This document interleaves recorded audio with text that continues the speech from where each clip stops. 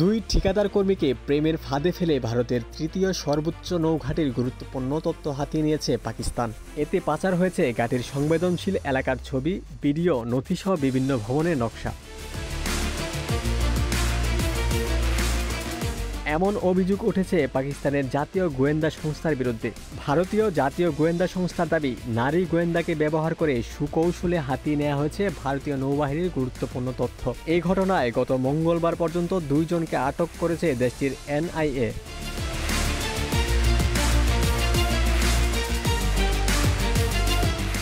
জানা যায়, 11,000-এরও বেশি একর জায়গা নিয়ে ভারতের ওয়েস্টার্ন ফ্রন্টে অবস্থিত নৌঘাঁটি INS কদম্ব। বর্তমানে এটি দেশটির তৃতীয় সর্বোচ্চ নৌঘাঁটি। তবে সম্প্রসারণ কাজ শেষ হলে পূর্ব গোলার্ধের সবচেয়ে বড় নৌঘাঁটিতে পরিণত হবে।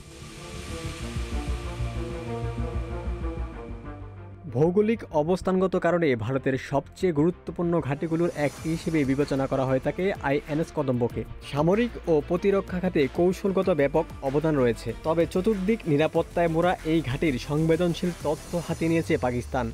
এমন অভিযোগ উঠেছে দেশটির প্রভাবশালী গোয়েন্দা সংস্থা ইন্টার সার্ভিসেস ইন্টেলিজেন্সের বিরুদ্ধে।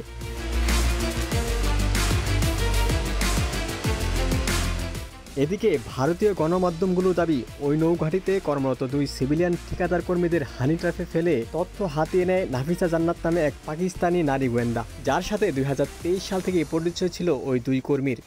মেরিন ইঞ্জিনিয়ার পরিচয়ে হোয়াটসঅ্যাপ, ফেসবুক এবং টেলিগ্রামে বিভিন্ন নামে তাদের সাথে সখ্যতা গড়ে তোলে ওই নারী। গণমাধ্যমে বলা হচ্ছে, ওই 2 ঠিকাদার কর্মীর মাধ্যমে INS কদম্বের খুবই সংরক্ষিত স্থানের ছবি, ভিডিও, গুরুত্বপূর্ণ নথি, নির্মাণাধীন স্থাপনা, সিমুলেটর বিল্ডিং এরিয়ার ছবি সুকৌশলে হাতিয়ে নেয় পাকিস্তানি ওই নারী গোয়েন্দা। এমনকি কোন জাহাজ কখন কোথায় টহল দেয়, কোনটি অপারেশনাল কিংবা রেডি টু এনগেজ মোডে থাকে, ওইসব তথ্য রয়েছে ওই INS এর কাছে।